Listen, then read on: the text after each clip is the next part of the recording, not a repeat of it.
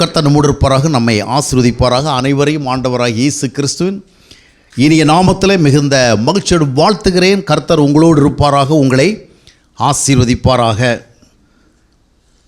கர்த்தர் தாமே இந்த ஆண்டு முழுவதும் தொடர்ந்து நம்மை அவருடைய சித்தத்துக்கேற்ற பாதையில் வழிநடத்தி செல்வாராக.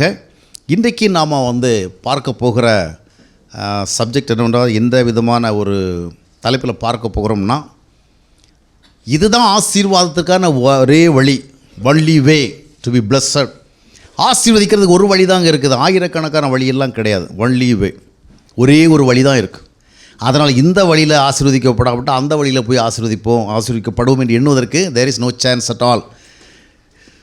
ஆசீர்வதிக்கப்படுவதற்கு இந்த ஒரே ஒரு வழி தான் இருக்கிறது.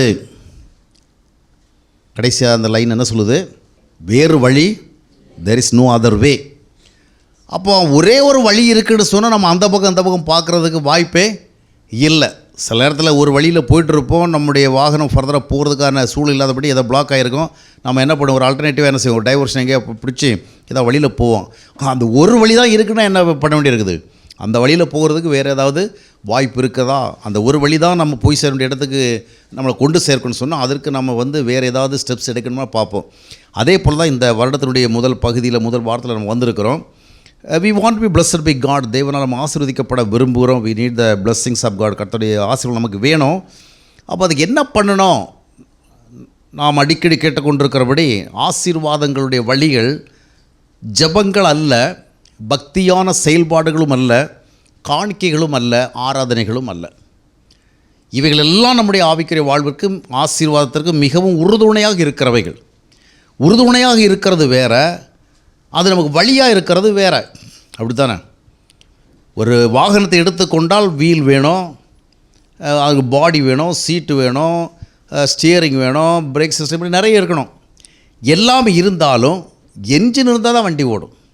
எவ்வளோ தான் லக்ஸுரியாக நீங்கள் கார் வாங்கினாலும் சரி, எவ்வளோ பில்டப் பண்ணி ரொம்ப அருமையாக இருந்தாலும் எல்லாம் வேணும். வீல் இல்லாமல் வண்டி ஓடாது. ஆனால் இன்ஜின் இல்லாமல் என்ன செய்யாது, ஓடும். அதுபோல் நமக்கு வீல் இருந்தால் மட்டும் போதும், அப்படியே உருட்டிக்கிட்டே போடலாம், அப்படிலாம் என்ன செய்ய முடியாது. வெறும் 4 வீல் மட்டும் இருந்தானே நம்ம உள்ளே உட்காந்துக்கலாம், யாராக என்ன செய்யணும், தள்ளிட்டு ஓடணும். தானே என்ன செய்ய ஓடாது. அதுபோல் சில காரியங்கள் இல்லை என்று, தேவையில்லை என்று அர்த்தம் இல்லை. அதனுடைய தேவை அதற்குரிய விதமாக என்ன செய்ய வேண்டும், புரிந்து கொள்ள வேண்டும். குழம்புழம்பு வைக்கிற வேளை பல பொருட்களை இன்க்ரீடியன்ஸ் நிறைய சேருது இல்லையா? மிளகாய் சேருது, தக்காளி சேருது, வெங்காயம் சேருது, ஜீரகம் சேருது, அப்புறம் பெருங்காயம், அப்புறம் பூண்டு. டக்குன்னு சொல்லுங்களா 4 பேர். உப்பு சேருதா? ஓஹோ, அருமையான ஒரு உண்மையை சொல்லியிருக்கிறீங்க. உப்பும் என்ன செய்கிறது, சரி, இப்படி பல பொருள் சேருது. ஆனால் எது எதுக்குங்கிறத நிறைய சரியாக புரிஞ்சுக்கணும். உப்பு ரொம்ப முக்கியமானது. அதுக்காக உப்பையே அள்ளி என்ன செய்யக்கூடாது. சில வேளை ரொம்ப ஆசையாக 2 முறை 3 முறை போட்டுருவாங்க இல்லையா? உப்பு இல்லாத பண்டம் குப்பையில்னு சொல்லுவாங்க. ஆனால் உப்பு அதிகமான அதுவும் குப்பைக்கு தான் போகும். அதே போல் தான் ஜெபம் இல்லாத வாழ்க்கை முதுகெலும்பு இல்லாத வாழ்க்கை. ஆனால் ஜெபத்தை மட்டுமே வாழ்ந்துட்டு இருக்கிறது அதுவும் வேஸ்ட் தான். அதே போல் ஜெபம், பக்தி செயல், காணிக்கை, ஆராதனை, இந்த மாதிரி நிறைய விஷயங்கள் இருக்குது. எல்லாவற்றுக்கும் அதனுடைய தேவை இருக்குது. ஆனால் இவைகளே ஆசீர்வாதங்களுக்கான அடிப்படை வழிகள் அல்ல. பேசிக் வேஸ் இது கிடையாது. பேசிக் வேஸ் ஒன்று தான். அது மட்டுமல்ல, தேவன் நம்மை ஆசீர்வாதத்துக்கு நேராக நம்மளை கொண்டு போகிறாரா, இல்லை வேறு எதுக்கு நேராக கொண்டு போகிறான்னு கவனிக்கணும். நம்ம ஒரே கன்சர்ன் என்ன தெரியுமா? எப்பா எப்படியாச்சும் நான் ஆசீர்வதிக்கப்படணும். ஜெபம் பண்ணியோ, ஆராதனை பண்ணியோ, காணிக்கை கொடுத்தோ, ஊழியக்காரங்கிட்ட போய் கேட்டுக்கிட்டோ, இல்லை ஜெப கூட்டங்களுக்கு போய் ஏதாவது, anyway I must be blessed. அப்போது நம்ம பெரும்பாலும் இதுதான் சொல்ல கேட்குறோம்ல, ஆண்டவர் உங்களை ஆசீர்வாதத்தின் பாதையில் வழி நடத்துகிறான். உண்மைதான், ஆசீர்வாதத்தின் பாதை தான். ஆனால் நாம் ஆசீர்வதிக்கப்படுவதற்காகவே தேவன் நம்மை வழிநடத்தி கொண்டிருக்கவில்லை. நல்லா கவனிக்கணும். அடுத்தது என்ன சொல்ல போகிறதையும் கேட்டுக்கிட்டு தான் என்ன செய்யணும், இதை புரிஞ்சு கொண்டிருக்கணும். ஏதோ நமக்கு ஆசீர்வாதம் வேணுங்கிறதுக்காக அதுக்கு ஒரு வழி ஆண்டவர் ஏற்படுத்தி அந்த வழியிலே நம்ம என்ன பண்ணிகிட்டு இருக்கல, புரிஞ்சிட்டு இருக்கீங்களா? புரியுதா உங்களுக்கு இதெல்லாம்? நாம் ஆசீர்வாதம் வாழணுங்கிறதுக்காக அதுக்காக ஆண்டவர் ஒரு வழியை ப்ரிப்பேர் பண்ணி, வா உனக்காகவே இந்த வழியை உருவாக்கி வச்சுருக்க, நீ என்ன செய்ய, ஆசீர்வதிக்கப்படு. அப்படி இல்லை. தேவன் தம்முடைய திட்டத்தின் அடிப்படையிலே ஒரு வழியை உருவாக்கி வைத்திருக்கிறார். அவருடைய கோலுக்கு நம்ம போகணும். His aim is totally different. தேவ சித்தம் நம்முடைய வாழ்வில் நிறைவேறுவதற்கு ஏதுவான ஒரு பாதையை உருவாக்கி வைத்திருக்கிறார். தேவ நோக்கமும் தேவ திட்டமும் நிறைவேறுவதற்கு ஏதுவான ஒரு பாதை உருவாக்கி வைத்திருக்கிறார். அந்த பாதையில் நம்ம ஜேர்னி பண்ணுறவில்ல, ட்ராவல் பண்ணுறவில்ல, அதனுடைய விளைவு தான் என்ன, கான்சிக்வன்ஸ் தான் என்ன? ஏதோ நம்மளை ஆசீர்வதிக்கிறதுக்குன்னே அந்த பாதை ஆண்டவர் உருவாக்கி அப்படி நடத்தி கொண்டு போகல. காட்ஸ் இட்டர்னல் பிளான், அவருடைய பிளான். நாம் எல்லாம் ஆண்டவருக்கு என்ன விண்ணப்பம் பண்ண, ஆண்டவரே உமக்கு பரலோகம்னு ஒன்று இருக்கிறதா கேள்விப்பட்டோம், அதனால் நானும் வாழ்கிற வரைக்கும் இங்கே வாழ்ந்துட்டு என்ன செய்கிறேன், அதுக்கப்புறம் அங்கே வரேன், எனக்கு அவசியத்தை கொடுக்கணும் நாம் விண்ணப்பம் பண்ணோம். இல்லை இந்த உலகத்துக்கு வர்றதுக்கு நாம் ஏதாவது பெட்டிஷன் போட்டோமா, இல்லை ரெக்வஸ்ட் கொடுத்தோம், மனு கொடுத்தோம்? ஒன்றுமே கிடையாதுல்ல. எல்லாம் காட்ஸ் பிளானில் என்ன செய்கிறது, இட்டர்னல் லைஃபுங்கிறத நாம் கேட்கவும் இல்லை, நாடவும் இல்லை, நமக்கு தெரியவும் செய்யா, வந்த பிறகு தான் கேள்விப்பட்டோம். அப்போ இதெல்லாம் யாருடைய எங்கிருந்து வருகிறது? பரலோகங்கிறது ஆண்டவர் அதாவது நாம் தான் போய் இருக்க போகிறோம். ஆனால் நம்முடைய வேண்டுகோளுக்கு அதெல்லாம் பண்ணலை. அவருடைய நோக்கம் இல்லையா, அவருடைய திட்டம். அந்த திட்டத்தின் பாதையிலே நம்மளை நடத்தி அவருடைய இலக்கு என்ன, நம்ம எங்கே சேரணும்? we must reach his plan. அவருடைய திட்டத்தில் சேரணும். அந்த திட்டத்தின் பாதையில் செல்லுகிற பொழுது அதனுடைய விளைவாக என்ன செய்கிறோம்? அவனுடைய பை ப்ராடக்ட் தான் என்னது? பிளஸ்ஸிங்ஸ். ஆனால் நம்ம ஆசீர்வாதத்தையே குறிவித்து கொண்டு ஜெபித்தால் ஆசீர்வாதம், துதித்தால் ஆசீர்வாதம், 1000 ஸ்தோத்திர பலிகள். சமீபத்தோட ஒரு ஊழியக்காரர் அந்த மாதிரி தான் பிரசங்கம் பண்ணிட்டு நான் கேட்டேன், நீங்கள் 1ஆம் தேதி சந்திக்க போகிறீங்க, அதெல்லாம் என்ன பண்ணுங்கள், ஒரு 1000 ஸ்தோத்திர பலி இன்றைக்கி என்ன செய்யுங்க, சூப்பராக சொல்லிக்கிட்டே இருங்க. சொல்லிகிட்டே தான் என்னாகும், உங்களுக்கு புதிய ஆண்டு களஞ்சிகள்லாம் நிரம்பி வழியும், கர்த்தர் என்ன செய்வார், ஆசீர்வதிப்பார் அப்படின்னு. இல்லை, அடிப்படை வழிகள் இன்றைய கிறிஸ்தவர்களுக்கு தெரியவில்லை. இன்றைய கிறிஸ்தவ போதல் பலர் that is very simple. Bible நமக்கு புரிந்து கொள்ள முடியாதபடியெல்லாம் இல்லை, வேறு விதமாக நாம் புரிஞ்சுக்கிட்டு இருந்ததுனால இதையெல்லாம் உற்று கவனிக்கலை. நம்மளை பொறுத்த வரைக்கும் ஜெபம் பண்ணால் ஆண்டவர் ஆசீர்வதிக்கிறாரு, கொஞ்சம் ஒழுக்கமாக உண்மையாக நடந்தால் கர்த்தர் ஆசீர்வதி, இப்படி தான் நம்ம புரிஞ்சுட்டு இருக்கிறோம். ஏதோ ஒன்று நம்ம செய்யணும், அவர் அதுக்கு பல ஏதோ ஒன்று செய்வார். இல்லை, தேவனுடைய நித்திய திட்டம், நித்திய நோக்கம், அவைகளை புரிந்து கொண்டு அந்த பாதையில் நம்ம செல்லணும். அதில் நமக்கு என்ன வேணும்னு சொன்னால், ஆசீர்வதிக்கப்படுவதற்கு எது வழி? ஆண்டவர் வழியை வச்சிருக்கார், காட்ஸ் வேஸ். தேவனுடைய வழியில் நடப்பதினால் நான் ஆசீர்வதிக்கப்படுவேன். அல்லேலூயா. surely I will be blessed if I walk in the ways of God. தேவனுடைய வழியில் நடந்தால் ஆசீர்வதிக்கப்படும். அப்படின்னா தேவனுடைய வழியை நீங்கள் முதல்ல விசுவாசிக்கணும். First of all we have to believe God's way. ஆண்டவருடைய வழியில் நமக்கு நிச்சயமாக என்ன உண்டு? ஆசீர்வாதம் உண்டு. தேவ வழியில் ஆசீர்வாதம் இருக்கிறது என்பதை நீங்கள் நம்பினால்தான் அந்த ஆசீர்வாதத்தை பெற முடியும். கடலுக்கு அடியில் போய் முத்தெடுக்கிறாங்க இல்லையா, யார் பார்த்தாங்க? அப்போ அதையும் பார்த்து வச்சு என்ன பண்ணுறாங்க, உள்ளே போய் புகுந்து ரிஸ்க் எடுத்து அதை எடுக்கிறாங்கன்னா உள்ளே போனால் கிடைக்குங்கிற விசுவாசம் அவனுக்கு இருக்கிறது. பூமிக்கு அடியில் தோண்டி போக போக கோல்டு கிடைக்குது. ஒரு விசுவாசத்தில் தான் என்ன செய்கிறான், உள்ளே இன்னொன்று தோண்டிட்டு போயிட்டுருக்கிறான். அதை போல் முதலாவது தேவ வழிகளில் நாம் நடந்தால், if we walk in the ways of God, surely will have the blessings of God. தேவனுடைய ஆசீர்வாதத்தை பெறுவோம். இந்த விசுவாசம் நமக்கு வேணும். அப்போ ஃபர்ஸ்ட் ஆஃப் ஆல் நமக்கு என்ன வேணும்? எவைகள் அதாவது ஆசீர்வாத வழிகள் அல்ல என்பதை புரிந்து கொண்டு அவைகளை ஸ்கிப் பண்ண வேண்டும் என்று வேண்டாம் சொல்லலை. ஆசீர்வாத வழி எதுவோ அந்த வழியில் போயிட்டு இதெல்லாம் என்ன பண்ணணும், செய்யணும். சரி, இப்போது நம்ம எது வரைக்கும் பார்த்துருக்கோம்னா, கர்த்தருடைய வழியில் தான் ஆசீர்வாதம் இருக்குது. சரி, கர்த்தருடைய வழிகள் என்ன? ஆளுக்கு ஒரு வழி சொல்லுங்கள். கர்த்தருடைய வழிகள் என்ன? கர்த்தருடைய வழி, கர்த்தருடைய வழி நம்ம சொல்லுவோம், கர்த்தருடைய வழியில் நடக்கணும். என்னங்க வழி அது? மொட்டையாக புரிஞ்சுட்டு போகக்கூடாதுல்ல. கர்த்தருக்கு பிரியமாக நீங்கள் வாழணும் அப்படிம்பாங்க. கர்த்தருக்கு பிரியம்னா என்னன்னு தெரியாமல் நான் எப்படி வாழ்கிறது? அப்படியே தெரிஞ்சாலும் கர்த்தருக்கு பிரியமாக வாழ்கிறதுனா பைபிள் படிக்கிறது, ஜெபம் பண்ணுறது, கோயிலுக்கு போகிறது, காணி கொடுக்கி தான் கர்த்தருக்கு பிரியம். இவ்வளோ செஞ்சுட்டேன்னா நான் என்ன ஆகிட்டேன்? கர்த்தருக்கு பிரியமாக வாழ்ந்துட்டேன். அப்போ கர்த்தருக்கு பிரியமானது என்றால் என்ன? இதெல்லாம் நம்ம ரொம்ப 1ஆம் கிளாஸ் படிக்கிற மாதிரி என்ன செய்யணும், படிக்கணும். நம்ம எல்லாமே ரவுண்டாக கர்த்தருக்கு பிரியமாக வாழணும் பிரதர். வாழ்கிறேன். என்ன வாழ்கிறேன்? டெய்லி காலையில் முன்னே ஜெபம் பண்ணிடுவோம் பிரதர், குடும்ப ஜெபம் பண்ணிடுவேன், பைபிள் படிச்சிடுவேன், சர்ச்சுக்கெல்லாம் போடுவேன், காணிக்கெல்லாம் கொடுத்துடுவேன், முடிஞ்சு போச்சு. இல்லை. அப்போது முதலாவது தேவனுடைய வழிகள் என்ன? பழைய ஏற்பாட்டில் பார்த்தீங்கன்னா உபாகம் 28ஆம் அத்தியாயத்தை வாசித்து பார்க்கும் பொழுது அதுக்கு முன்னாடியே நிறைய இடங்களில் நிறைய கட்டளைகள், பிரமாணங்கள், அந்த மாதிரி நியாய நீதி, இந்த மாதிரி நிறைய விஷயங்கள் சொல்லிவிட்டு 28ஆம் அத்தியாயத்தில் மோசே என்ன சொல்லுவான்னா, இதையெல்லாம் நீ என்ன செய்யணும், அந்த இடத்துக்கு போயிட்டு you must follow, you must do all these things. இதெல்லாம் செஞ்சேன்னு சொன்னால் உனக்கு என்ன கிடைக்கும்? அது என்ன வழியாக இருந்தது? ஆண்டவர் அவனுக்கு என்ன பிரமாணம் கொடுத்துருந்தார், அந்த பிரமாணத்தை கொலை செய்யாதிருப்பாயாக, களவு செய்யாதிருப்பாயாக, விபச்சாரம் செய்யாதிருப்பாக, பெருமனை இச்சையாதிருப்பாயாக, அப்புறம் தேவனுக்கு வழிபாடு செய்கிறது, காணிக்கை கொடுக்கறது, தேவனை முதற் பலங்களை கனப்படுத்துறது, இந்த மாதிரி நிறைய விஷயம். அடுத்தவனுக்கு அநியாயம் பண்ணக்கூடாது, நீதி பண்ணணும், அவனுக்கு உதவி செய்யணும், அவனுக்கு வட்டி கொடுத்தவனை என்ன செய்யக்கூடாது, கஷ்டப்படுத்தக்கூடாது, அப்படி நிறைய பிரமாணங்கள் கொடுத்துட்டு இதெல்லாம் செஞ்சேன். If you do all these things உனக்கு என்ன வரும்? You will be rewarded with blessings, ஆசீர்வாதங்களால் நீ பெறுவாய். அப்போ இது ஓல்ட் டெஸ்டமெண்ட். ஓல்ட் டெஸ்டமெண்ட்டில் கேட்டால் ஆசீர்வாத வழிகள் என்ன?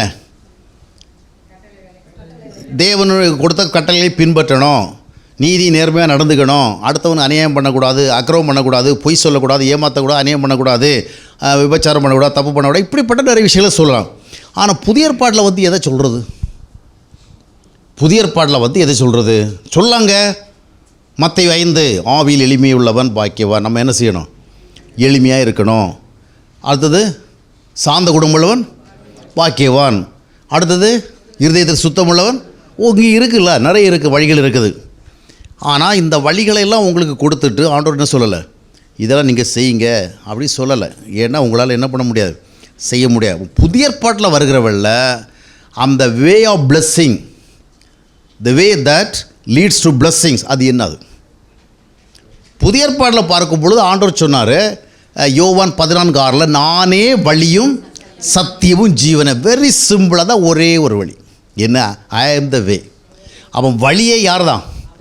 அவர் தான். அப்புறம் போயிட்டு நம்ம நீதியாக இருக்கணுங்க, நியாயமாக நடந்துக்கணும், உண்மையாக இருக்கணும், ஒழுக்கமாக இருக்கணும், பொறுமையாக இருக்கணும், தாழ்மை, இப்படி ஒவ்வொன்றா சொல்லிட்டு போகிறதில்ல.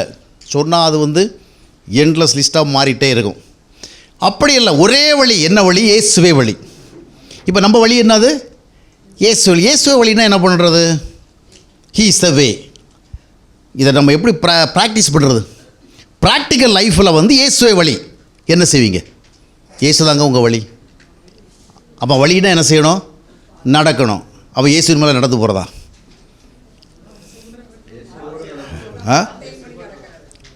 அப்போது வார்த்தை எப்படி நடக்கிறது இல்லையா? அவருடைய வார்த்தை எங்கே இருக்குது? எங்கே இருக்குது? இயேசுநாதர்கிட்ட சொல்கிறதெல்லாம் கேட்கணுங்கிறாங்க. வார்த்தை எங்கே இருக்குது? இருதயத்தில் இருக்கா? சரி, அது எப்படி இருக்குது? இன்றைக்கி எத்தனை பேர் வந்து இயேசுனுடைய வார்த்தையை நீங்கள் அந்த மாதிரி கேட்டு வாங்கியிருக்கிறீங்க? கடைசியில் நம்ம எங்கே போனோம்? அந்த பைபிளுக்குள்ளே தான் போனோம்ல. இயேசுனார் வாழ்ந்த 3.5 வருஷ காலத்தில் என்னென்ன சொன்னாரோ அதுதான் என்னது வழி. அப்போ எல்லாம் மோசையின் புறமானம் ஒன்று, இது ஒன்று தானே. பழைய ஏற்பாடில் மோசை சொன்னார், இங்கே இயேசுநாதர் சொன்னார் இல்லையா? இப்போ மத்தேயு 5, 6, 7 மலை பிரசங்கம் நிறைய. நாம் என்ன நினைக்கலாம், மோசை வந்து அந்த காலத்தில் சொன்னார், இந்த காலத்தில் இயேசுநாதர் சொன்னார், இதை படித்து என்ன செய்யணும்? இதெல்லாம் நிறைய வித்தியாசம் இருக்குது. புரிகிறதா? இயேசு கிறிஸ்து அந்த 3.5 ஆண்டு காலம் சொன்னவைகள் தான் நாம் வந்து கடைபிடித்து வாழ வேண்டிய வழிகள் இல்லை. அப்படி கடைபிடிக்க சொன்னால் இது ஒரு ஒன்றானதார் மோசை. யார்? இயேசு கிறிஸ்து. அப்போ மறுபடியும் ஒரு பிரமாணம் தான். அப்போ நிறைய விஷயங்களை வித்தியாசமாக தெரிஞ்சுக்கணும். இயேசுதான் வழி என்றால் ஒன்றுமில்லை, இயேசுவே வழி என்கிறோம். இயேசு யார்? ஒரு நபர், இஸ் எ பர்சன். அப்போ அவரோடு நம்ம என்ன பண்ணணும்? சேர்ந்துக்கணும், அவ்வளோதான், வேறு வழி கிடையாது. அப்போது நீங்கள் இயேசு கிறிஸ்துவோடு சேராதபடிக்கு ஒருபோதும் ஆசீர்வாத வழியை பார்க்க மாட்டீங்க. சிலர் கேட்டால் சொல்லுவாங்க, என் ஒய்ஃபு நல்லா ஜெபம் பண்ணுவாங்க. ஒய்ஃபு நல்லா ஜெபம் பண்ணணும். ஒய்ஃபு ஜெபத்தை ஆண்டவர் கேட்க போய்ட்டு என்ன பண்ணுறது? சிலர் சொல்லுவாங்க, எங்கள் அம்மா ஜெபம் பண்ணுவாங்க அப்படின்னு. அம்மா ஜெபம் பண்ணாலும் சரி, அப்பா ஜெபம் பண்ணாலும் சரி, கணவன் ஜெபம் பண்ணாலும் சரி, மனைவி ஜெபம் பண்ணாலும் சரி, அவங்கவுங்க வயிறு நிரம்பணும், அவங்கவுங்க சாப்பிடணும். ஆசீர்வாதம் வேணுமா? வேறு எதுவும் இல்லையா? அம்மா ஜெபம் பண்ண நிறைய பேர் புண்ணியத்தில் தான் வாழ்கிறாங்க. எங்கள் அம்மா ஜெபங்க, அந்த காலத்தில் எங்கள் அம்மா ஜெபம் பண்ண ஜெபம். எனக்கு அதில் நம்பிக்கையே கிடையாது. அம்மா ஜெபம் உங்களுக்கு ஒரு வழியை என்ன செஞ்சுக்கலாம், காட்டியிருக்கலாம். ஆனால் இன்றைக்கி நீங்கள் எப்படி வாழ்கிறீங்க? அதுதான் உங்கள் அம்மா வந்து இயேசுநாதரை காட்டியிருக்கலாம் வழியை. அந்த வழியில் நீங்கள் வந்துருந்தால் ரைட்டு. இல்லை எங்கள் அம்மா ஜெபம் பண்ணி தான் இந்த அளவுக்கு வந்திருக்கு, இந்த அளவுக்கு வந்திருக்குன்னு சொன்னால் அதெல்லாம் நம்ம ஒரு பக்தியில் சொல்கிறதான். அவங்க வாழ்க்கையில் என்ன, அதுதான் முக்கியம். ஒரு வழியைத்தான் காட்ட முடியும் அம்மா அப்பா, இல்லையா? அம்மா அப்பா பண்ண ஜெபத்தை ஆண்டவர் வாங்கி வச்சுக்கிட்டு பரவாயில்ல, அம்மா அப்பா நிறைய ஜெபம் பண்ணியிருக்கிறாங்க, அதனால் இன்னும் ஒரு 10 வருஷத்துக்கு நாம் என்ன செய்தாகணும்? இவன் ஆசீர்வதிக்கணும், அப்புறம் இவனுக்கு சந்ததி ஆசீர்வதிக்கணும்னா அவங்க அம்மா என்ன பண்ணியிருக்காங்க, இல்லை அப்பா என்ன பண்ணியிருக்காரு? ஆமாம், அதை மாதிரி கணவன் ஜெபம் பண்ணுறாரு, மனைவி இன்னும் ரட்சிக்கப்படலை, அதனால் கர்த்தர் என்ன பார்க்குறாரு, அவங்க பக்கத்தில் நமக்கு ப்ரேயர் ஒன்றும் வரல, ஆனால் யார் பக்கத்தில் வருது, கணவன் பக்கத்தில் வருது. அதனால் நம்ம ஏதாவது நியாயமாக நீதியாக செய்யணும். அது மாதிரி கணவன் ஜெபம் பண்ணாத ஆள் அப்படியே போய் தூங்கிடுவார், அப்படியே தின்னு தூங்கிடுவார். மனைவி என்ன பண்ணியிருக்கிறாங்க, உபவாசங்களாக இருந்து நல்லா ஜெபம் பண்ணியிருக்காம ஆண்டவர் பார்த்து என்ன செய்கிறாரு, அந்த பக்கத்தில் ப்ரேயர் வராமல் இருந்தாலும் இவங்க என்ன பண்ணுறாங்க, அதுக்கு பதிலாக இதெல்லாம் கிடையாதுங்க. கணவனாக மனைவியாக சொல்லுவாங்கள்ல, தாயும் பிள்ளையுமா இருந்தாலும் வாயும் வயிறும் வேற. நீங்கள் ஆசீர்வதிக்கப்பட வேணுமா, நீங்கள் தான் என்ன செய்யணும், அந்த வழியில் வரணும். அந்த வழியேறு அப்போ இயேசுவை ஒரு மனிதன் பெற்றுக்கொள்ளாதபடிக்கு வேறு எந்த விதத்தில் என்ன இல்லை. ஆமாம், நம்ம யாருக்கா ஜெபம் பண்ணாலும் சரி, அதனால் கொஞ்சம் நன்மைகள் கிடைக்கும். ஆனால் அந்த நன்மையை வச்சு அது நெடுங்கால நன்மையாகவும் நீண்டகால நன்மையும் இராது. சும்மா ஒரு ஐ ஓப்பனராக ஒரு தூண்டுதலுக்கு இருக்கும். எனவே அருமையானவர்களே, முதலாவது வழி என்றால் என்ன? பழைய ஏற்பாட்டில் வழி என்பது பிரமாணங்களின் வழி, மோசையின் மூலமாக கொடுக்கப்பட்ட பிரமாணங்கள் வழி. புதிய ஏற்பாட்டில் நமக்கு நிறைய வழிகள் எல்லாம் இல்லை, பிரமாணங்கள் அல்ல. என்ன கொடுக்கப்பட்டது? புதிய ஏற்பாடு இயேசு கிறிஸ்து தான் வழி. அப்போ அந்த வழியில் நடக்கிறது என்ன அர்த்தம்? அவரோடு நம்ம இருக்கணும், அவரோடு இருக்கணும். இப்போ ஒரு வழின்னு பார்த்தீங்கன்னா, சில நேரங்களில் இப்போ நான் கூட சென்னைக்கெல்லாம் போனால் எங்கள் ஒய்ஃபோட தம்பியெல்லாம் வந்து சில ஜாயின் பண்ணுவார். அப்போ அவர் என்ன பண்ணுவார்னா, நான் ஜம்முன்னு உட்காந்துக்குவேன். அவர் தான் அந்த டிரைவர்கிட்ட வந்து இப்படி போப்பா அப்படி போப்பா அப்படி போப்பா இப்படி போகிறேன். அதனால் என்ன ஆகி போச்சுன்னு சொன்னால், நமக்கு ஒன்றுமே தெரியாமல் போச்சு, நமக்கு வழியே தெரியாமல் போச்சு. அடுத்த முறை போனால் என்ன தெரியல. அந்த காலத்தில் நாமளே விசாரித்தோம், கேட்டோம், கொண்டோம், எல்லாம் பண்ணோம். இப்போ என்ன நடக்குது, எனக்கோ அதை விட்டுருக்கேன். ஒருத்தர் வந்து நம்மளை அப்படியே அழைச்சிட்டு போகிறார், நம்ம ஜம்முன்னு வண்டியில் உட்காந்துட்டோம், இல்லை ஒரு பைக்கு பின்னால் உட்காந்துட்டோம், அது எங்கெங்கெல்லாமல் போகுது. இப்போ நமக்கு வழி யார்? நாம் போன பாதையில் வழி அந்த ஓட்டுநர் பாருங்கள், அவர் தான் வழி. நமக்கு ஒன்றுமே தெரியாது, அடுத்தது எந்த தெருவுக்குள்ளே போகணும், எந்த வழிக்குள்ளே போகணும், எந்த ரைட்டாக லெஃப்டாக ஒன்றுமே தெரியாது. நமக்கு ஒரே ஒரு வழி யார்? நம்மளே நடத்தி கொண்டு போகிறவர் இல்லையா? நம்ம பஸ்ஸில் காரில் விட போகிறோம், நீங்களாம் பஸ்ஸில் ஏறுறீங்களா, டிரைவர் பக்கத்தில் உட்காந்துக்கிட்டு எப்பா இப்படி ஓட்டுப்பா, எங்கள் ஊருக்கு போகிற வழி தான்ப்பா அப்படி சொல்கிறீங்க. டிக்கெட்டை வாங்கிட்டு கப்ச்சிப்பிட்டு என்ன செய்யணும், உட்காந்துருக்கணும். எப்பா ஏன் ஊருக்கு போகிறது, எனக்கு தான் வழி தெரியும், நீ பாட்டில் எங்கேயா போயிடப்போற அப்படி சொல்லிவிட்டு நம்ம விழித்திருந்து என்ன செய்யலை, டிரைவரை நம்ம வீடு போய் நம்ம ஒரு குறிப்பிட்ட பாயிண்ட்டு போய் சேரலாம், அவன் தான் நமக்கு வழி இல்லையா? அவன் தான் வழி. அவன் எப்படியா சுற்றி என்ன பண்ணுவான், கொண்டு சேர்ப்பான். சில பஸ்ஸு ஸ்ட்ரைட்டாக போகிறோம், சில பஸ் என்ன பண்ண நெய்வேலி, குறிச்சிப்பாடி, ஊர்பட்ட ஊர் ஏரியாலாம் காட்டிட்டு போக எனிகோ அதுதான் நமக்கு வழி. அதே போல் இயேசு கிறிஸ்து நமக்கு வழியாக இருக்கும் பொழுது அவர் எங்கே போவார், எப்படி போவார் நமக்கு தெரியும். நாம் என்ன செய்ய இருக்குது, அவரோடு போயிட்டுருக்கணும். இப்போ தான் பாருங்கள், அவரோடு போயிட்டு இருந்தால் அவர் ஒரு வழியில் போவார். இப்போ டிரைவரோடு நம்ம போயிட்டுருக்கிறோம், காரில் உட்காந்துருக்குறோம், பஸ்ஸில் உட்காந்துருக்குறோம், ஆனால் அவங்களுக்கு ஒரு வழி இருக்குல்ல, அந்த வழி மேடும் பள்ளமாக இருந்தால் என்ன செய்யும், நம்ம தூக்கி போட்டு தான் என்ன செய்யும், போகும் இல்லையா? அதே போல் தான் அது வந்து லாங் ரூட்டில் போட்டு நமக்கு லேட் ஆகும். அதுபோல் தான் இயேசு கிறிஸ்து நம்முடைய வழியாக இருக்கிறார். ஆனால் இயேசு கிறிஸ்து வழியாக இருக்கிறது காரணம் என்ன? எங்கேயோ நம்மளை கொண்டு போகிறார். இயேசு கிறிஸ்து நம்ம வழியாக இருக்கிறது எதுக்கு? எங்கேயோ கொண்டு போகிறார். அது எங்கே கொண்டு போகிறார்? தேவனுடைய நோக்கம் நிறைவேறுவதற்காக, தேவனுடைய சித்தம் செயல்படுவதற்காக, தேவனுடைய அநாதி தீர்மானம் நிறைவேற்றப்படுவதற்கு அந்த பாதையில் போகிறார். அந்த பாதை எப்படி இருக்கும் அதை நமக்கு தெரிஞ்சுக்கலாமே இல்லையா? இங்கே தான் சிக்கலே வருது. இயேசுவே வழியாக இருக்கிறாரு, ஆனால் அந்த பாதை எப்படிப்பட்ட பாதை? இயேசு கிறிஸ்து எந்த வழியில் போகிறாரு? நம்ம கூட பஸ்ஸில் ஏறி உட்காந்து கேட்குறப்பா, இது எந்த வழியிலப்பா போகுது, நேர் வழியா? நான் சென்னையில் ஒரு முறை அப்படி தான் ஒரு பஸ்ஸில் ஏறின. அந்த காலத்தில் நான் போக வேண்டிய ஊருக்கு தான் போர்டு போட்டிருந்தான், கேகே நகர்னு போர்டை போட்டிருந்தான். நான் ஏறினேன் பாருங்கள். வழக்கமாக ஊருக்கு போகிறவங்க தான் இடைநிறுத்தமெல்லாம் உண்டு, இடையில் இறங்கி டீ குடிக்கிறது கொள்றதுல ஒன்று. டவுன் பஸ்ஸில் ஏறி உட்காந்துட்டு அங்கே ஒருத்தர் நிறுத்தி போட்டான். நிறுத்தி விட்டு டிரைவரும் கண்டக்டர் டீ குடிக்க போட்டாங்க. இது இப்போ பஸ் இது டவுன் பஸ். ஏன்னா அது ஊர் உலகெல்லாம் சுற்றிட்டு போய் சேர்ந்துருமா, எங்கே போயிடும். ஆனால் ஒன்றை தவிர ஒருவனும் இந்த மாதிரி என்ன செய்ய மாட்டான், அந்த வண்டியில் ஏற மாட்டான். வந்து ஏறிட்ட என்ன பண்ணுறது, காசு கொடுத்தாச்சு, இறங்கியும் போக தெரியாத வழி. அதனால் அவன் சுற்றி ஒரு வழியாக சென்னையை நான் சொல்லாமல் என்ன பண்ணிட்டான், சுற்றி காட்டிக்கிட்டான். ஏன்னா நான் செஞ்ச தப்புது. அந்த பஸ்ஸு கேட்குறதுன்னு போட்டாலும் எந்த ஊர் வழியெல்லாம் போகணும்னு என்ன செய்யலை. அப்போது நம்ம என்ன செய்யணும், வழியாக ஏற்றுக்கொள்ளும்போது அந்த வழி என்னங்கிறது தெரிஞ்சிருக்கணும். இப்போ இயேசு கிறிஸ்து நம்முடைய வழியாக இருக்கும் பொழுது அவர் நம்ம எங்கேயோ கொண்டு போகிறார். அவர் கொண்டு போகிற அந்த பாதை எப்படிப்பட்டதாக இருக்கும்னு சொன்னால், நமக்கு தெரிந்த ஒரே ஐடியா என்ன தெரியுமா, ஆசீர்வாதத்தின் பாதை. என்ன செய்யும்? அங்கே நெய் பொழியும், தேன் பொழியும், பாலும் தேனும் செய்யும், ஒரே பிசு பிசுப்பாக தான் இருக்கும் இல்லையா? பாலும் தேனும் ஓடுற ஒரு ஊரில் இருந்துங்கன்னா எப்படி இருக்குன்னு வச்சுங்களேன், நாத்தம் தாங்காது, பிசு பிசுப்பு, கையை வச்சோட என்ன ஆகும்? ஒட்டி ஒட்டி பிடிக்கும். சரி, ஒரு புரிந்து கொள்ளுதலுக்காக தான். இப்போ நாம் இயேசுநாதருடைய பாதையில் வந்தோடனே உடனே நெக்ஸ்ட்டு நம்ம ஐடியா என்ன? ஆசீர்வாதமாக இருக்கும், ரொம்ப நிறைவாக இருக்கும், ரொம்ப உல்லாசமாக இருக்கும், ரொம்ப ஜாலியாக இருக்கும். ஏன்னா அவ்வளவு பெரிய ஆண்டவர் அவர். ஆனால் அவர் என்ன சொன்னார் தெரியுமா? என் வழி எப்படிப்பட்டதுனாரு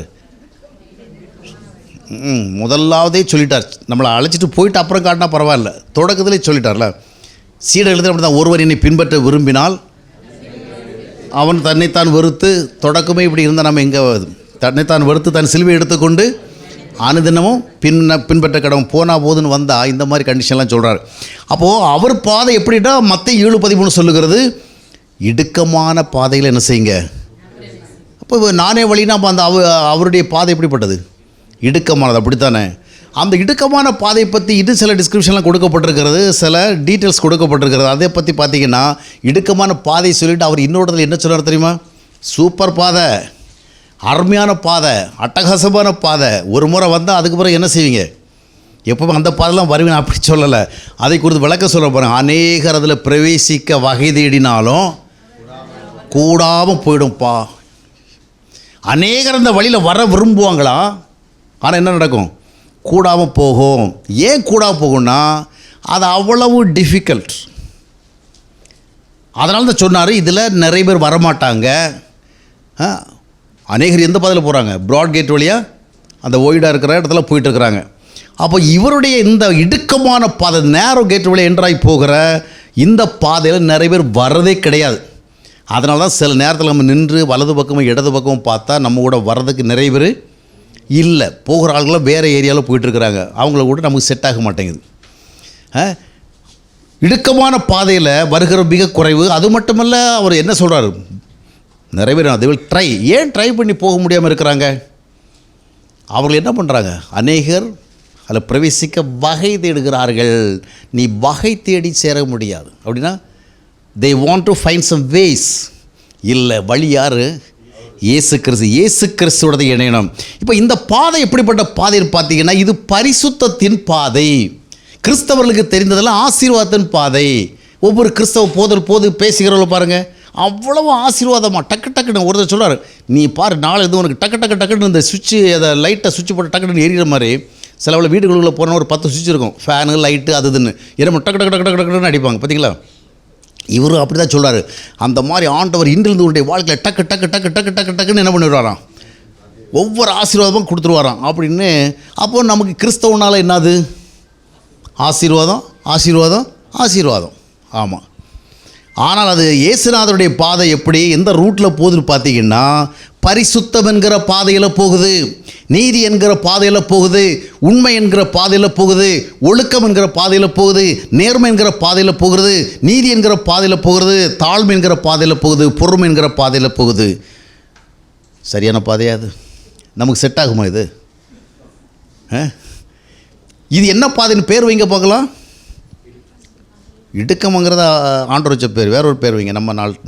நமக்கு ஏற்றபடி கடினமான பாதை இல்லை, டஃபஸ்ட் வே. ஆனால் இதை பற்றி சிந்திக்கிற வேலை ஆண்டவரை கடினமாக இருந்தால் நிறைய பேர் முயற்சி பண்ணி போக முடியுது இல்லையா? அநேகர் பிரவேசிக்க வகை தேடினாலும் கூடாமல் போகணும்னு சொன்னால் இது என்ன வழி தெரியுமா? முடியாதையா அவனால். இது கடினமான பாதை இல்லை, இது போக முடியாத பாதைங்க. ஒரு தரம் போக முடியாது. அதனால தான் நிறைய பேர் கேட்குறான், இப்படியெல்லாம் அந்த பைபிளில் எழுதியிருக்கிறபடியெல்லாம் நீ வாழ முடியுமா, நீ செய்கிறியா? அதனால தான் நம்மகிட்ட கேள்வி கேட்பாங்க, நீ இப்படி நடக்கிறியா? அவங்களுக்கு நல்ல நம்பிக்கை இருக்குது, நம்மளால் முடியலை, இந்த ஆளால் என்ன செய்யாது, முடியாதுன்னு. இவர் என்ன தான் பிரசங்கம் பண்ணட்டுமே முடியாது. அதனால் அவங்க நம்மகிட்ட கேள்வி கேட்குறாங்க, உங்களால் முடியுதா அப்படின்ட்டு.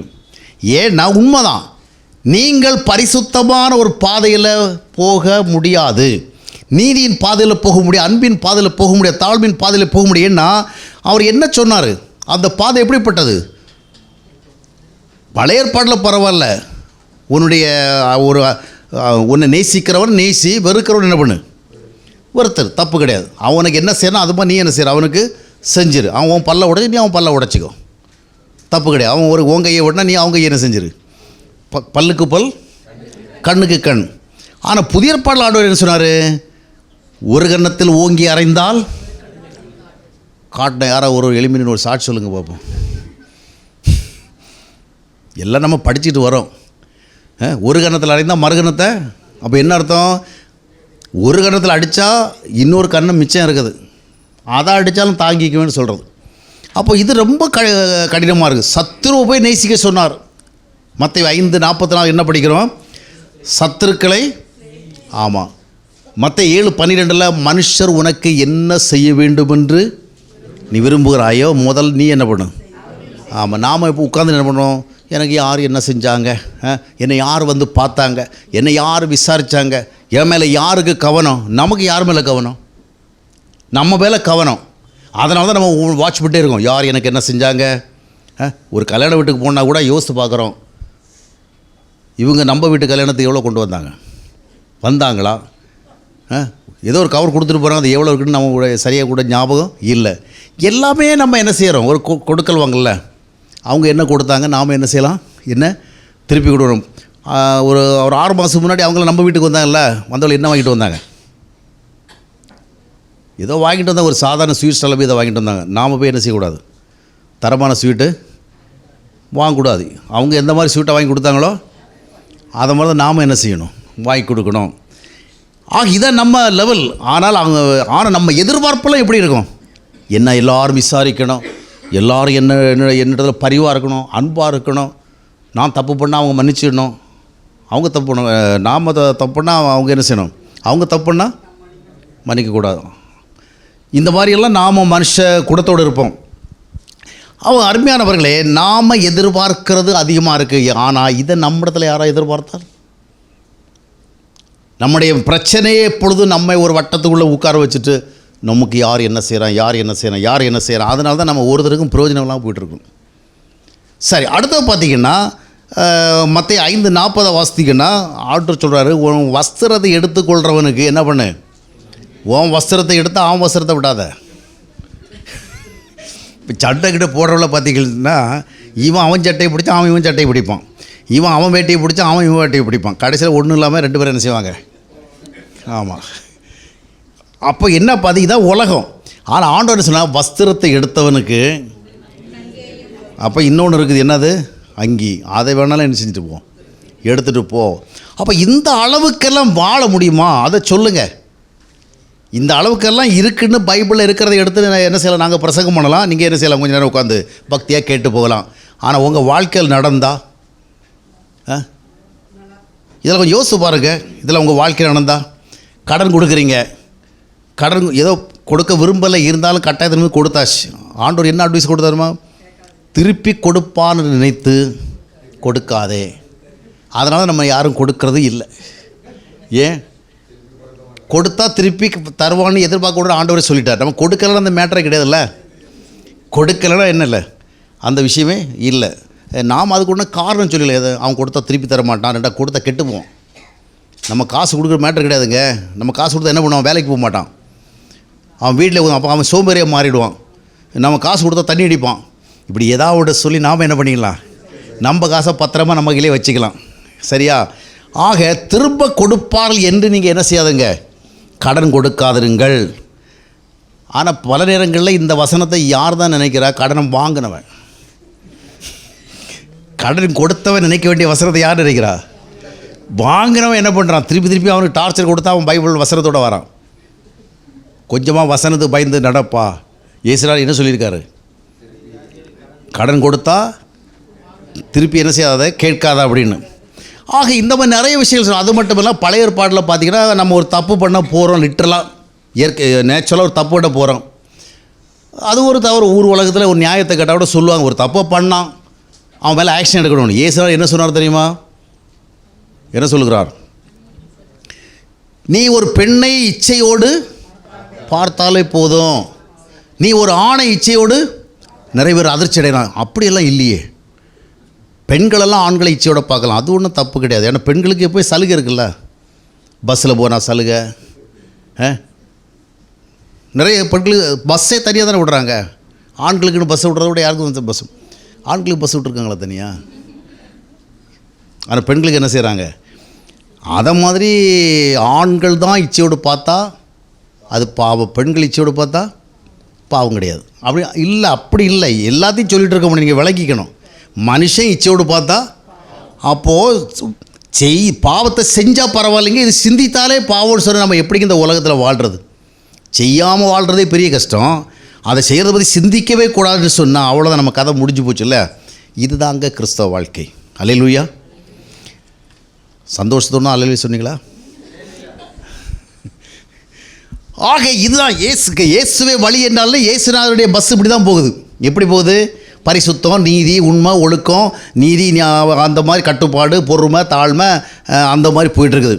இப்போது இந்த பாதை நான் சொல்கிறேன் கடினமான பாதை இல்லை, நடக்க முடியாத பாதை. Highly impossible. It's an impossibility. இதில் என்ன பண்ண முடியாது?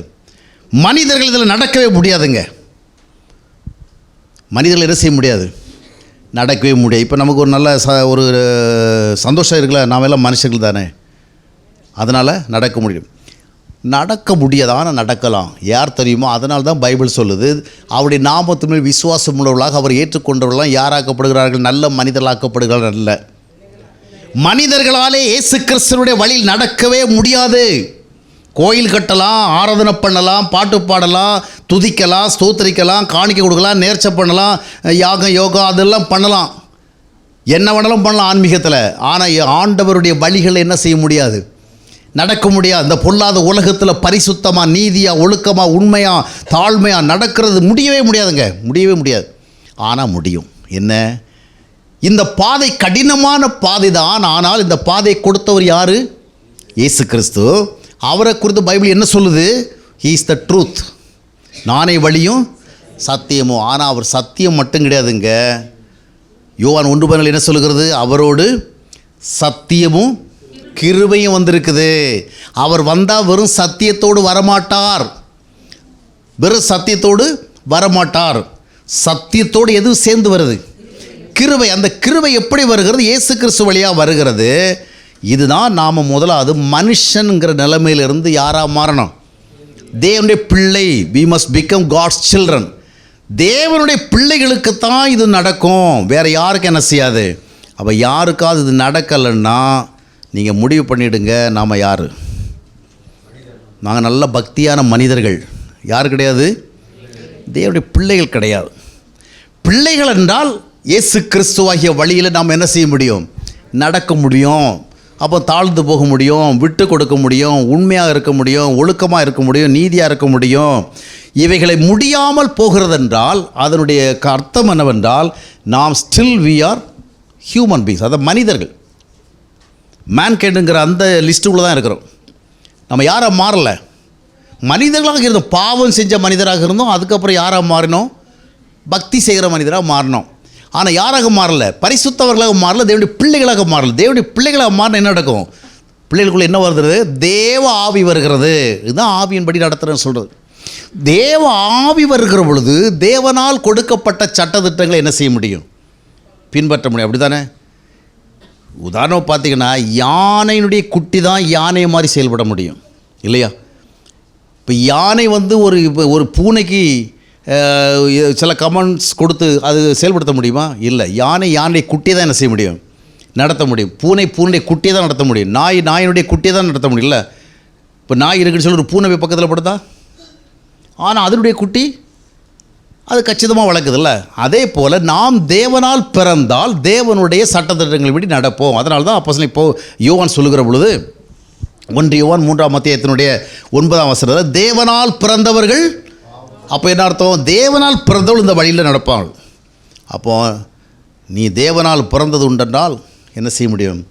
நடக்க முடியும். அப்போது ஒரு பக்கம் இது கடினமானதும் அல்ல, முடியவே முடியாத பாதை. அப்படிப்பட்ட பாதை எப்படி ஆண்டவர் நமக்கு தரலாம்? அதற்குத்தான் born again எக்ஸ்பீரியன்ஸ், மறுபடியும் பிறத்தல். மறுபடியும் பிறத்தல் மூலம் தேவாவியை பெறுகிறோம். அந்த தேவாவியை பெறுகிற வாயிலாக நாம் என்ன செய்கிறோம்? நடக்கிறோம். அப்போ கிருபை என்றால் ஏதோ நாம் எப்படி வாழ்ந்தாலும் ஆண்டவர் அதை பார்த்து கண்டுக்க மாட்டார், அட்ஜஸ்ட் பண்ணி போவார். அதை ஒரு மேட்டரை எடுத்து அப்படி தான் நிறைய பேர் போதிக்கிறான். அப்படி இல்லை. கிருபை என்றால் நடக்க முடியாத அந்த பாதையில் அவர் நடக்க வைக்கிறார். ஏன்னா நம்ம என்ன செய்கிறோம், அவரோடு நடக்கிறோம், அவர் நம்மோடு இருக்கிறார்.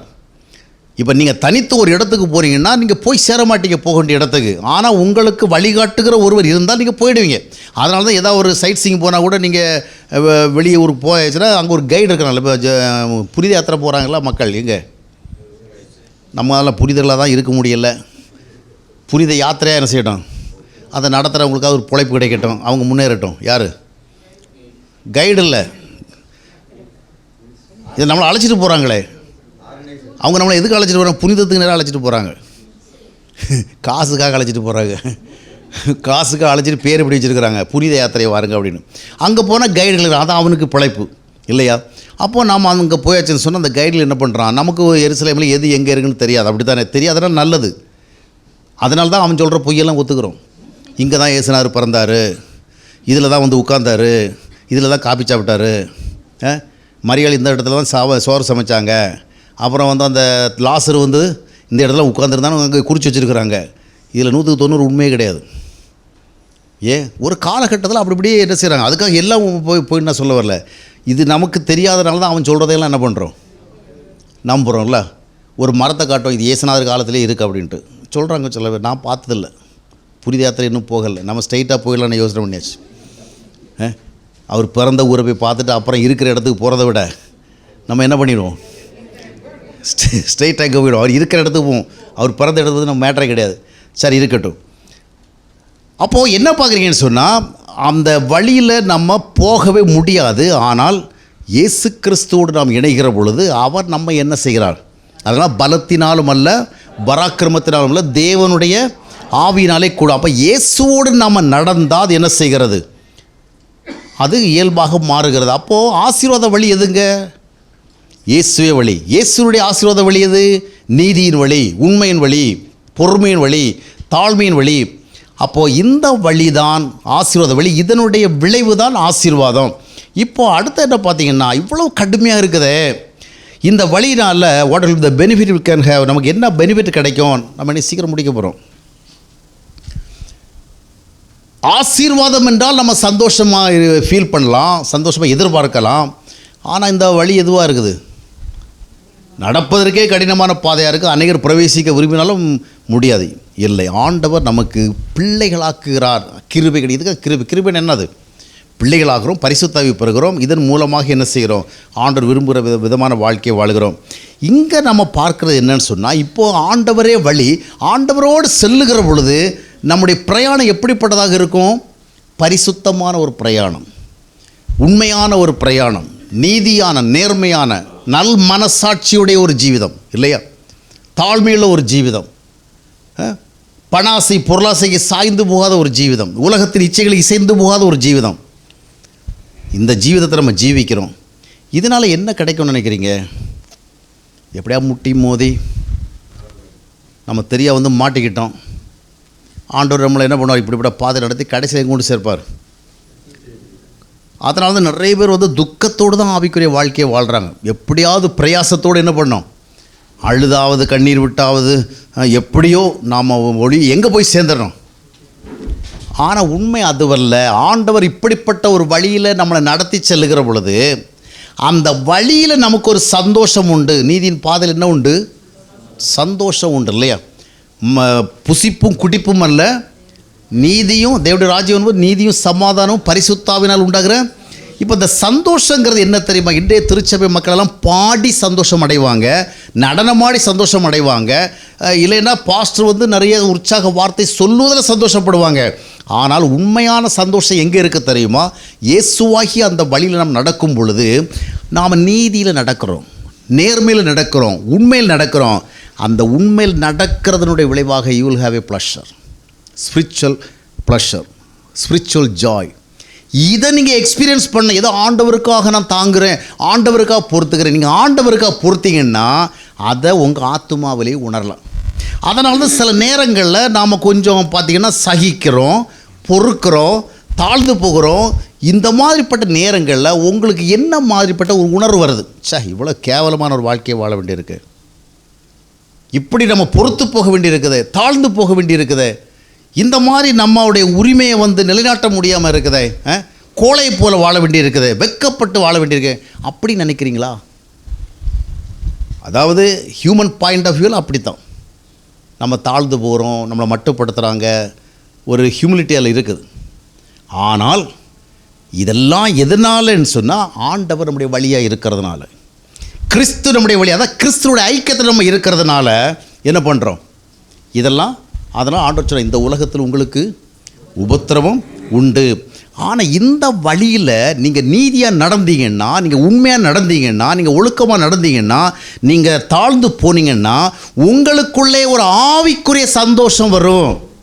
அந்த சந்தோஷத்தை நீங்கள் என்ஜாய் பண்ணிட்டீங்கன்னா அடுத்தது என்ன பண்ண மாட்டீங்கன்னா, உண்மையை இழக்க விரும்ப மாட்டீங்க, பொறுமை இழக்க விரும்ப மாட்டீங்க, தாழ்மை இழக்க விரும்ப மாட்டீங்க, நேர்மை இழக்க விரும்ப மாட்டீங்க, பண ஆசைக்கு சாஞ்சி போக மாட்டீங்க, பொருளாசை சாஞ்சி போக மாட்டீங்கன்னா உங்களுடைய அந்த அனுபவம் எங்கிருந்து வருகிறது? இதை நிறைய பேர் கண்டுபிடிக்கவே இல்லை. ஒருவேளை தாழ்ந்து போக நேரிட்டால் துக்கத்தோடு வாழ்வாங்க. நம்ம நிலைமை இந்த மாதிரி ஆகிப்போச்சே, நம்ம இப்படியா வாழ்ந்தோம் ஒரு காலத்தில் இல்லையா, இன்னைக்கு இந்த நிலைமை ஆகிப்போச்சே, வந்தவனும் போனவனும் தலைமையில் ஏறி மிதிக்கிறானே அப்படின்னு. ஆனால் கர்த்தருக்காக நாம் இவைகளை எல்லாம் இப்படித்தான் வாழ வேண்டியது தேவனுடைய வழியாக இருக்கிற அப்படி வாழுகிற பொழுது அது கிறிஸ்துவோடு இணைந்து நாம் வாழ்கிறபடினால நம்முடைய இருதயத்துக்கு என்ன வரும்? ஒரு பெரிய சந்தோஷம் வரும். இந்த சந்தோஷத்தை எக்ஸ்பீரியன்ஸ் பண்ணதுடைய விளைவு தான் அடுத்த முறை நாம் வந்து தவறாக போகும் பொழுது ஒரு அலாரம் கிடைக்கும். இந்த சந்தோஷத்தை என்ன செய்யக்கூடாது? இப்போ நம்ம உண்மையற்று போனால் உதாரணமாக பார்த்தீங்கன்னா, ஒரு தொழில் பண்ணிகிட்டு இருக்கிறோம். தொழில் பண்ணுறதுல எல்லாரையும் போல் தொழில் பண்ணால் நமக்கு ஒரு குறிப்பிட்ட விதமான ஒரு அணுகுமுறையில் ஒரு 1 lakh இல்லைனா அவங்கவுங்க லெவலுக்கு க்ரோர்ஸ்களுக்குள்ளே வச்சுக்கலாம். இப்போ அதாரிகிட்டெல்லாம் போய்ட்டு நான் 1 lakhன்னு சொன்னால் அவருக்கு ஒரு மேட்டரே கிடையாது. 1000 கோடி 2000 கோடி தான் என்ன செய்ய முடியும். அவர் ஊரே விலைக்கு வாங்குறார் இல்லையா. அவர் தாராவி என்ன போட்டார் மும்பையில். ஆமாம், ஆனால் அந்த மாதிரிப்பட்ட ஒரு நிலைமையில் அவர் இருக்கிறார். சரி இருக்கட்டும், நம்ம அவருடைய மேட்டருக்குள்ளே போக வேணாம். இப்போ நம்மளை பொறுத்த நம்ம லெவலுக்கு 1 லட்சம் வச்சுக்கோங்கள, போதுமா? 1 லட்சம் வச்சுக்கோ. இப்போது நாம் வந்து உலகத்தான போல் வியாபாரம் பண்ணால் 1 லட்ச ரூபா சம்பாதிக்கலாம். ஆனால் நல்ல மனசாட்சியின்படி வியாபாரம் பண்ணால் 1 லட்ச ரூபா சம்பாதிக்க முடியாது. ஒரு 5000 ரூபா சம்பாதிக்கலாம், இல்லை ஒரு 10,000 ரூபா சம்பாதிக்கலாம், 10,000 rupees சம்பாதிக்கலாம். இப்போ நல்மனசாட்சி இழந்தால் 1 லட்சம், நல்மனசாட்சி இருந்தால் 10,000. உங்களுக்கு 10,000 வேணுமா 1 லட்சம் வேணுமா?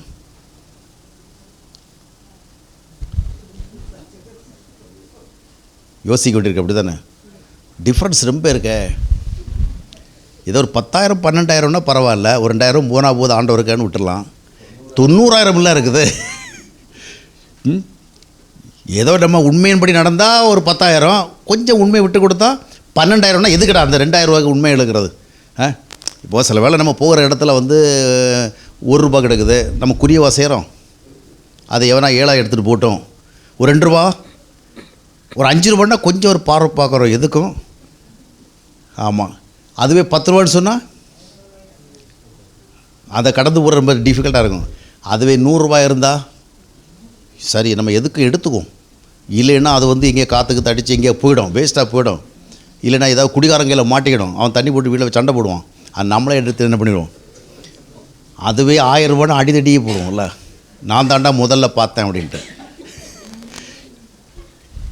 அப்போது உண்மையின்படி வாழ்ந்தால் வந்து 10,000 தான் கிடைக்கிது. உண்மையை கொஞ்சம் விட்டு உலகத்தினுடைய அளவில் போகிற 1 lakh கிடைக்குன்னு சொன்னால் இன்றைக்கி நிறைய பேர் இந்த 1 lakh தான் விரும்புகிறாங்க. ஏன் தெரியுமா? அவர்கள் கிறிஸ்துவை தங்களுடைய வாழ்க்கையில் அனுபவித்து அதனுடைய விளைவாக உண்மையின் சந்தோஷத்தை அனுபவிக்கவில்லை. இப்போது தானியல் வந்து பிரைம் மினிஸ்டராக இருக்கிற வேலை கூட அந்த மாதிரி கர்த்தருக்கு உண்மையாக இருக்க முடியாத சூழல் ஏற்பட்டு பொழுது அட்ஜஸ்ட் பண்ணி காம்ப்ரமைஸ் பண்ணி போகலை. காரணம் என்ன? அவனுடைய சந்தோஷம் பிரதம மந்திரியாக இருக்கிறதில் இல்லை, கர்த்தருக்கு உண்மையாக இருக்கிறதில்ல.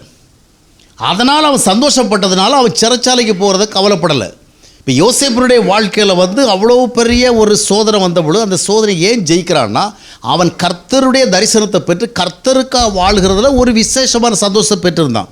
அதனால் இது ஒரு தப்பை பண்ணிட்டு குற்ற உணர்ச்சியோடு வாழ்கிறத விட அந்த தப்பை செய்யாதபடிக்கு கர்த்தருக்காக துன்பம் அனுபவிக்கிறது நல்லது அப்படின்னு முடிவு பண்ணான். அருமையானவர்களை எல்லாவற்றுக்கும் பின்னால் சில விஷயம் இருக்குது. நாம் ஆண்டவர் நமக்கு சிலுவை சுமக்கவில்லையா, அவர் அடி வாங்கவில்லையா, அவர் உதவி வாங்கவில்லையா, அதுபோல் அப்படி இல்லை. அடி வாங்கினாலும் உதவி வாங்கினாலும் உனக்கு என்ன கிடைக்கணும்? நீ எங்கேயாவது ஒரு இடத்துல உண்மைக்காக ஒரு எமௌண்ட்டை இழக்கிறியா, அப்போ நீ வந்து துக்கத்தோடு இருக்கக்கூடாது. நான் கர்த்தருக்காக வாழ்ந்ததுனால இதை இழந்தேன். அது சொத்தாக இருக்கலாம், லேண்டாக இருக்கலாம். எதுக்கு போலீஸ் ஸ்டேஷனுக்கு போய்ட்டு கோர்ட்டுக்கு போய்ட்டு ஊர் உலகத்துக்கெல்லாம் போய்ட்டு இது பண்ணிகிட்டு இருக்க விட போய் நீ எடுத்துக்க. ஆனால் அதில் என்ன இருக்கும்? கர்த்தருக்குள்ளார எப்பொழுதுமே நீங்கள் ஆண்டவருடைய வார்த்தையை கீழ்ப்படுகிற பொழுது கடினமாக இருக்கும். ஆனால் அதை கீழ்ப்படிந்து விட்டீங்கள்னு சொன்னால் அவங்களுக்குள்ளே பாருங்கள். இந்த நெல்லிக்காயை பற்றி சொல்லுவாங்க, காட்டு நெல்லிக்காய். அதை கடிக்கிறவள கசப்பாக தான் இருக்குது, ஆனால் காசு கொடுத்து வாங்கி கடிக்கிறாங்க. ஏன்? அது கடித்த கொஞ்ச நேரத்துக்கு பிறகு என்ன செய்யும்? அதில் ஒரு விதமான இனிமை வருகிறது. அருமையானவளை, இந்த ஆண்டவருக்காக வாழுகிற பொழுது, ஆண்டவருடைய வழியில் நடக்கும் பொழுது, நீதியாக இருந்தாலும் பரிசுத்தமாக இருந்தாலும் உண்மையாக இருந்தாலும் அது உங்களுக்கு ஒரு சந்தோஷத்தை கொடுக்கறது. அதை 1 lakh rupees கொடுக்காது. இவன் 1 லட்சம் ரூபாய் சம்பாதிப்பானே ஒண்டி இந்த சந்தோஷத்தை அவன் அனுபவிக்க மாட்டான். இந்த சந்தோஷத்தை அனுபவித்து பழகினவன் தான் தொடர்ந்து தன்னுடைய வாழ்விலே தவறாமல் இருப்பான். நீங்கள் இந்த சந்தோஷத்தை அனுபவிக்கவில்லை என்றால் எந்த நேரத்திலும் தவறுவதற்கான வாய்ப்போடு தான் இருக்கிறீங்க. நீங்கள் ஓரளவு உள்ள குழிகளெல்லாம் விழல, அவ்வளோதான். இதை விட பெரிய குழி வந்தால் என்ன பண்ணிடுவீங்க? இதை விட பெரிய சோதனை வந்தால் விழுந்துருவீங்க. ஆனால் கர்த்தருக்குள்ளான சந்தோஷத்தை அனுபவித்து பழகினவன் அது என்ன சார் தப்பித்து. தாவீதுடைய வாழ்க்கையோட பார்த்தீங்கன்னா தப்பு செஞ்சால் கூட அவன் என்ன பண்ணுறான் கடைசியில்? சங்கீதம் 51:12 வாஸ்து பார்த்தீங்கன்னா, ஆண்டவரே அந்த ரட்சணியத்தின் சந்தோஷத்தை, அது என்ன ரட்சணியத்தின் சந்தோஷம்? ஒரு காலகட்டத்தில் நீர் என்னை விடுவித்தீர், பலவிதமான நெருக்கடியில் என்னை விடுவித்தீர், பல சோதனையில் விடுவித்தீர். அன்றைக்கெல்லாம் என்னுடைய இருதயம் எவ்வளோ பெரிய சந்தோஷத்தில் இருந்தது. இப்போது அந்த சந்தோஷம் நான் இழந்திருக்கிறேன். கிவ் மீ பேக், அதை எனக்கு திரும்ப தாரும். அப்போ அருமையானவர்களே, கிறிஸ்துவை வழி, அந்த வழியில் நீங்கள் செல்லுகிற பொழுது அவருடைய ஐக்கியம் தான் அந்த வழி. அந்த ஐக்கியத்தில் இருக்கும் பொழுது நீங்கள் தாழ்ந்து போகிறீர்கள், விட்டு கொடுக்கிறீர்கள், நஷ்டமடைகிறீர்கள், கஷ்டமடைகிறீர்கள். என்ன நடந்தாலும் உலகம் தர முடியாத ஒரு சமாதானம், உலகம் தர முடியாத ஒரு சந்தோஷம் உங்களுக்குள்ளே இருக்கிறது. அதனால தான் அதை நீங்கள் மறுபடியும் தேடுறீங்க. அல்லேலூயா. இல்லைன்னா பணத்துக்காக பொருளுக்காக என்ன பண்ணுவோம்?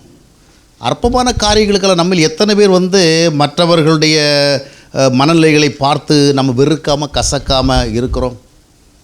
எத்தனை பேர் விருப்பை வெளியே தூக்கி வீசுவதற்கு ஆயத்தமாக இருக்கிறோம்? இல்லை. ஏன்னால் still we are just like a human being, ஒரு மனிதராக இருக்கிறோம், பக்தி உள்ள மனிதர்கள். அப்போது கிறிஸ்துவே வழி, இந்த வழியில் தான் உங்களுக்கு ஆசீர்வாதம். அந்த முதல் ஆசீர்வாதம் என்ன தெரியுமா? அந்த இன்னர் ஜாய். இப்போ அடுத்த ஒரு கேள்வி வருது, அப்போது இயேசு கிறிஸ்துவ வழியில் இருக்கும் தப்பு பண்ணவே மாட்டானா? அவன் ஒரு தவறும் செஞ்சது இல்லையா? ஒரு தவறும் பண்ண மாட்டானா? இல்லை. அவன் தவற நேரிடலாம், ஆனால் தவறிக்கொண்டே இருக்க மாட்டான். அவன் சில நேரங்களில் தன்னுடைய சுபாவத்தில் குறைய நேரிடலாம், குறைந்து கொண்டே இருக்க மாட்டான். ஏனென்றால் அதாவது சில நேரங்களில் பார்த்திங்கன்னா காற்றடிக்கும் பொழுது ஏதேதோ ஆகாத தூசிகள், குப்பைகள், பேப்பர்லாம் நம்ம வீட்டு முன்னாடி விழுது. ஆனால் விழுந்த இடத்த அப்படி நம்ம அலோவ் பண்ணுறதில்ல. அப்படி தானே? உடனே என்ன பண்ணுறோம்? பெருக்கி விடுறோம். ஏதாவது பூச்சி நம்ம வீட்டுக்குள்ளே வராமல் இல்லை, வரத்தான் செய்யுது. வந்தால் அப்படியே வருக வருக வரவேற்கிறோம். அப்படி நான் பண்ணுறோம், ஓடுன்னு என்ன பண்ணுறோம்? துரத்துக்கிறோம். அப்படி தானே? அதே போல் தான் நாம் அந்த உலகத்தில் வாழ்கிற பொழுது குறைவுகள் வரலாம். ஒரு வார்த்தை குறைவு இருக்கலாம், ஒரு சிந்தனை குறைவு இருக்கலாம், ஒரு ஆசை விஷயத்தில் குறைவாக இருக்கலாம். ஆனால் இவைகளில் நீங்கள் நிரந்தர சுபாவில் தொடர மாட்டீங்க. ஏன்னா நம்முடன் ஒருவர் இருக்கிறார். அவர் என்ன பண்ணுவார்? உணர்த்துவார், திருத்துவார், சீர் செய்வார். அல்லேலூயா. அப்போ உணர்த்துகிற, திருத்துகிற, சீர் செய்கிற ஒருவர் என்னோட இருக்கிறதுனால, நான் அவரோடு இருக்கிறதுனால நான் தப்பாக போகும்பொழுது அப்படியே போயிட்டு இருக்க முடியாது. சிலர் சொல்லுவாங்க, நான் 1 வருஷமாக சரியில்லை பிரதர், 1 வருஷமாக ஆண்டவரோடு இல்லை அப்படின்னு. நீ 1 வருஷத்துக்கு முன்னாடி மட்டும் ஆண்டவரோட இருந்த, பைபிளோடு இருந்த, ஜெபத்தோடு இருந்த, சர்ச்சோடு இருந்த, ஆண்டவரோட இருந்த இல்லை. அப்போது ஆண்டவரோடு இருந்தால் நீ 1 வருஷம் கேப்பெல்லாம் விழாது. ஏன்னா அவர் ஒன்று என்ன பண்ணுவார்? நீ தவறுதலாக போயிட்டேன்னா உணர்த்துவார், திருத்துவார், மறுபடியும் சீர் செய்வார். அல்லேலூயா. அதுதான் வாழ்க்கை. மறுபடியும் கர்த்தரோடு வாழ்கிற வாழ்க்கையிலும் குறைவுகள் உண்டு. ஆனால் குறைவுகள் நம்முடைய அடையாளங்கள் அல்ல. அவை அடையாளங்களாக மாறுவதற்கு ஆண்டவர் அனுமதிக்க மாட்டார். குறைவுகள் வருகிற பொழுது, தவறுகள் வருகிற பொழுது ஆண்டவர் நம்மை உணர்த்தி, திருத்தி, நம்மளை சீர்திருத்தி, மாற்றி மறுபடியும் தம்முடைய பிள்ளை நிலைமைக்கு என்ன செய்கிறார்? ஏன்னா நம்ம அவரோட தான் இருக்கிறோம். அவரோட இருந்துக்கிட்டு நம்ம அப்படியே அந்த தவறான சுபாவத்தை தொடர முடியாது. நீங்கள் ஒரு நல்ல மனுஷங்கிட்ட இருக்கிறவங்கள கூட பார்த்தீங்கன்னா திடீர்னு ஒரு ஃபோன் வந்துன்னு வச்சிக்கலாம், அங்கே யாரோ உங்களை டென்ஷன் பண்ணிக்கிறாங்க, நீங்கள் வழக்கமாக பேசுகிறவர் பேசுவீங்களா? இப்போ நாம் உட்காந்துருக்குறோம், ஒருத்தர் வந்து நம்ம கூட உட்காந்துருக்கிறாரு, அவருக்கு வீட்டிலேருந்து ஏதோ ஒய்ஃபு தான் ஏதோ ஃபோன் பண்ணியிருக்கிறான்னு வச்சுக்கலாம், ஏதோ ஒன்று கேட்க சண்டே நான் வந்தேன்னா வரேன் பாரு. அப்போ நாம் பக்கத்தில் என்ன சொல்லுவோம், என்ன சார் ரொம்ப டென்ஷன் ஆகுறீங்க? பொம்பளைங்களாம் அப்படி தான் சார் இருப்பாங்க. நம்ம கொஞ்சம் பொறுத்துக்கிறது போகணும், அந்த அளவு நீங்கள் அவசரப்படாது சார், நீங்கள் ஒரு கிறிஸ்தவராக இருக்கிறீங்க சொல்லுவோம்ல ஒருத்தர் பக்கத்தில் இருந்தால். அப்போ ஆண்டவர் நம்ம கூட இருந்தால், ஆண்டவர் இருக்கிற வழியும் நமக்கு டென்ஷன் வரும், வரவே வராது, வராமலும் இருக்கும், வரவும் செய்யும். வந்தால் நம்ம அந்த டென்ஷனில் என்ன பண்ணிட மாட்டோம், அப்படியே போயிட மாட்டோம். கோபம் வரும், கோபத்தில் மூழ்க மாட்டோம். வெறுப்பு வரும், வெறுப்பில் மூழ்க மாட்டோம். புரிகிறதா? இந்த மாதிரி பழக நம்ம என்ன ஆகிடும், கொஞ்சம் காலத்துக்கு பிறகு நம்முடைய சுய உணர்வுகளை என்ன செஞ்சுடுவோம், இழந்து விடுவோம். சுய உணர்வுகளை இழந்து விடுவோம். அப்போது பார்த்தீங்கன்னு சொன்னால் இதுதான் ஆண்டவர். ஏன் உனக்கு இழக்கிறோம்? இந்த சுயத்தை உணர்வை பிடிச்சி வச்சுக்கிட்டு நாம் நிம்மதி இல்லாமல் வாழ்கிறத விட சவத்தை இழந்து போ. சவத்தை என்ன குமரி மாவட்ட பாஷர், சவம்ங்கிறது என்னது? ஆமாம். அப்போ நம்ம ஏன் இழக்கிறோன்னா, இதை இழக்கிறனால ஒரு பெரிய சந்தோஷம் இருக்குது இல்லையா? ஒரு சந்தோஷம். அந்த சந்தோஷத்தை இழந்து விடக்கூடாது என்பதற்காக தான் அடுத்த கட்டத்தில் நம்ம என்ன பண்ணலை, எந்த தவறுகளையும் நம்ம நிலைத்து இருக்கிறதில்லை. தேவனால் பிறந்தவன் எவனும் பாவம் செய்யணும், அதுதான் அர்த்தம். He will not continue sinning, இந்த பாவத்தை தொடர மாட்டான். அருமையானவர்களே, இதுதான் ஆசீர்வாத வழி. இந்த வழியில் உங்களுக்கு சமாதானம் உண்டு, இந்த வழியில் உங்களுக்கு நிம்மதி உண்டு, இந்த வழியில் உங்களுக்கு பாதுகாப்பு உண்டு, இந்த வழியில் உங்களுக்கு நிறைவு உண்டு, இந்த வழியில் உங்களுக்கு மனருமையான வாழ்க்கை உண்டு. இதுதான் இந்த ஆண்டு முழுவதும் நம்மோட செயல்பட வேண்டும். கிறிஸ்துவே வழி, ஒரே வழி. எத்தனை ஜபக்கூட்டங்கள் போனாலும் சரி, எத்தனை ஊழியத்தில் போனாலும் சரி, எத்தனை வாக்குத்தத்தங்கள் போனாலும் this is the only way.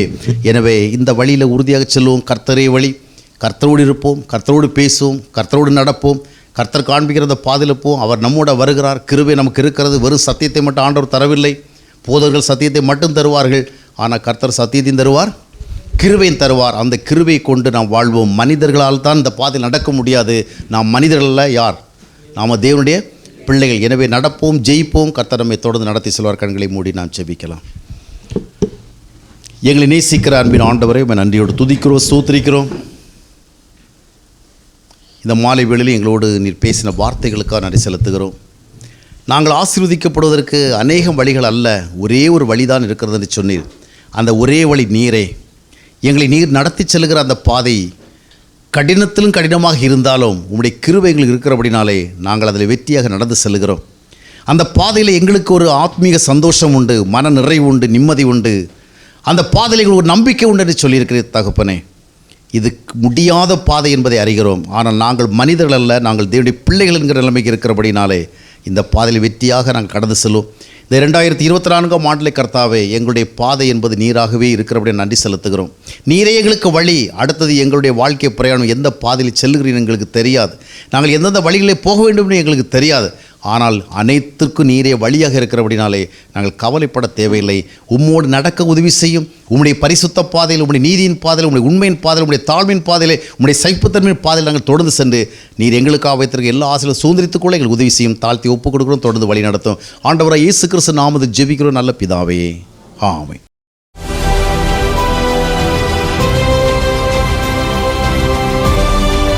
அன்பானவர்களே, ஜீவ நீரோட யூடியூப் சேனலை சப்ஸ்கிரைப் செய்திடுங்கள். சப்ஸ்கிரைப் பட்டனை கிளிக் செய்து பெல் சின்னத்தையும் கிளிக் செய்து தினமும் புத்தம் புதிய தேவ செய்திகளை உடனுக்குடன் பெற்றிடுங்கள்.